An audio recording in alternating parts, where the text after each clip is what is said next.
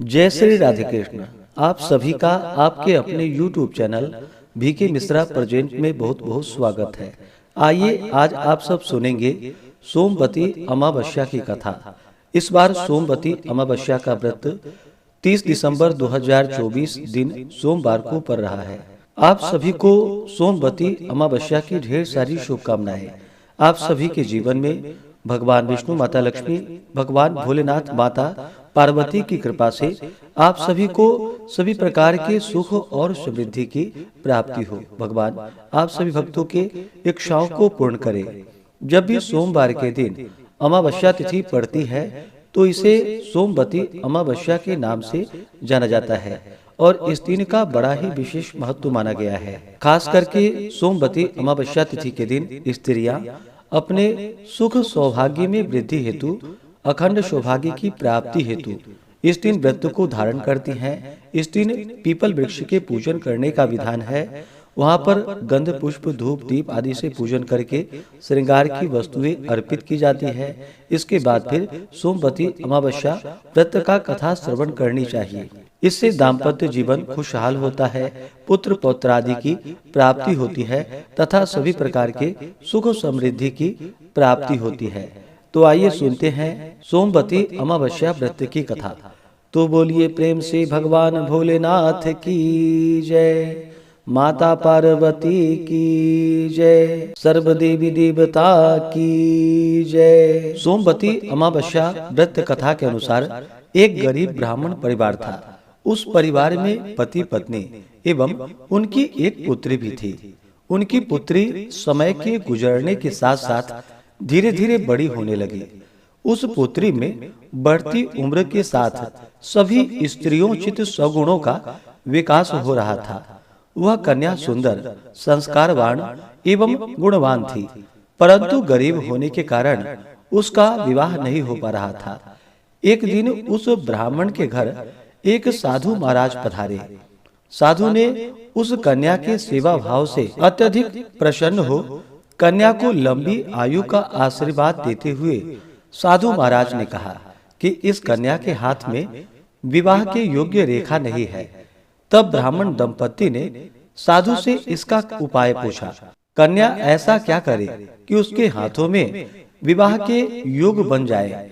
साधु महाराज ने कुछ देर विचार करने के पश्चात अपनी अंतर्दृष्टि से ध्यान करके बतलाया कि कुछ ही दूरी पर एक गांव में सोना नाम की एक धोबिन महिला अपने बेटे और बहू के साथ रहती है, जो कि बहुत ही आचार विचार एवं संस्कार संपन्न तथा पति पारायण है। यदि यह सुकन्या उस धोबिन की सेवा करे और वह महिला इसकी शादी में अपने मांग का सिंदूर लगा दे तथा उसके बाद इस कन्या का विवाह हो जाए तो इस कन्या का वैधव्य योग मिट सकता है।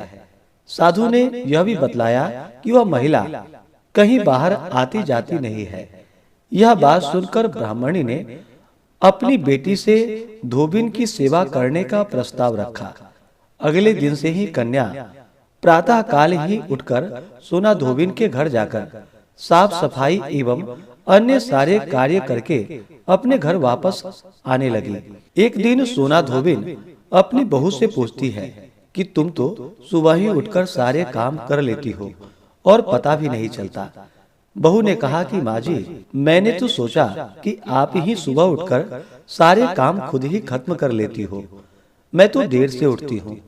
यह सब जानकर दोनों सास बहू घर की निगरानी करने लगी कि कौन है जो सुबह ही घर का सारा काम करके चला जाता है। कई दिनों के बाद धोबिन ने देखा कि एक कन्या मुंह को ढक करके अंधेरे में घर आती है और घर के सारे काम करने के बाद चली जाती है। जब वह कन्या जाने लगी तो सोना धोबिन उसके पैरों में गिर पड़ी और पूछने लगी कि आप कौन हो और इस तरह छुपकर मेरे घर की चाकरी क्यों करती हो।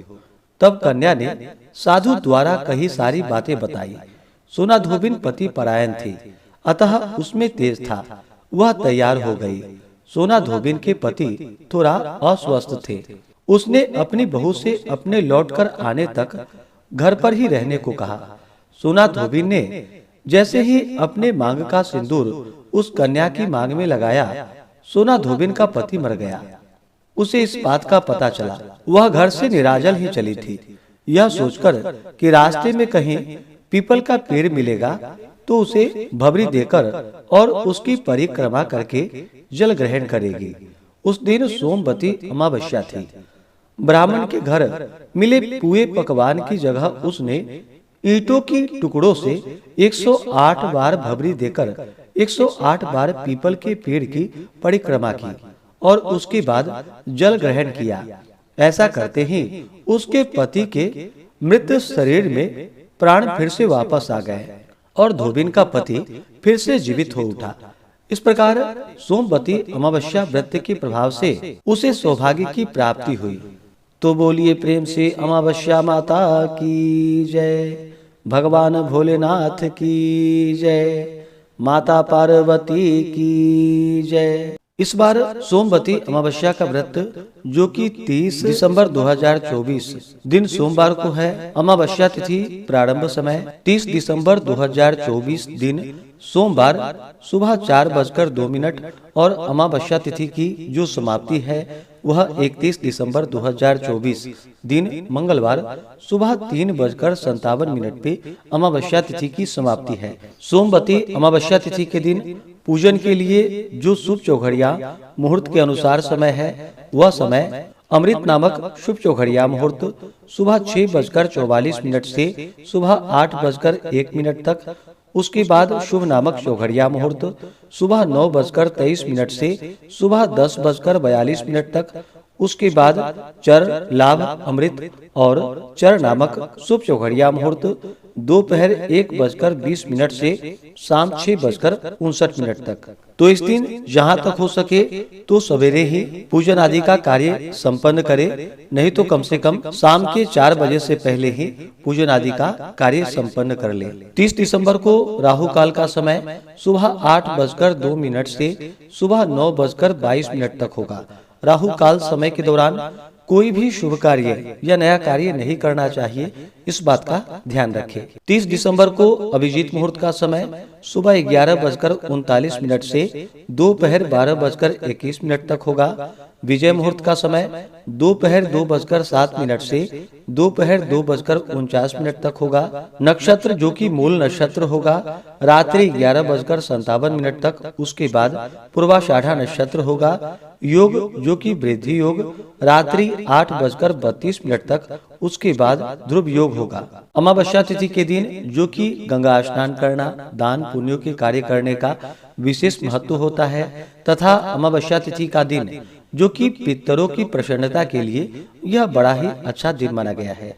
तो पितरों के निमित्त जो कि श्राद्ध तर्पण आदि का कार्य भी किया जाता है जो कि दोपहर के समय में करनी चाहिए। अमावस्या तिथि के दिन शुद्ध और सात्विकता का पालन करना चाहिए।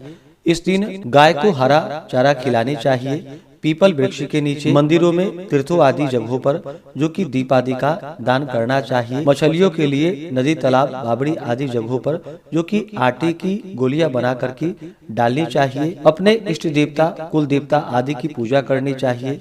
ब्राह्मणों को भोजन करवाना चाहिए। ब्राह्मणों को दान दक्षिणा ब्राह्मणों को भोजन करवानी चाहिए। ब्राह्मणों को दान दक्षिणा देनी चाहिए। इससे पुण्य फलों की प्राप्ति होती है। तो आशा करता हूँ कि यह जानकारी आपको अच्छा लगा हो। इसी प्रकार से ज्ञानवर्धक जानकारियाँ प्राप्त करते रहने के लिए, व्रत पूजा के बारे में जानने के लिए, कथा को सुनने के लिए चैनल पे अगर आप पहली बार आए हैं तो चैनल को लाल बटन दबा करके सब्सक्राइब करें। साथ में बेल आइकन घंटी को दबाएं ताकि आने वाली वीडियो का नोटिफिकेशन आपको समय से मिलता रहे। वीडियो को लाइक करें, शेयर करें। सुखी रहें और स्वस्थ रहें। जय श्री राधे कृष्ण। धन्यवाद।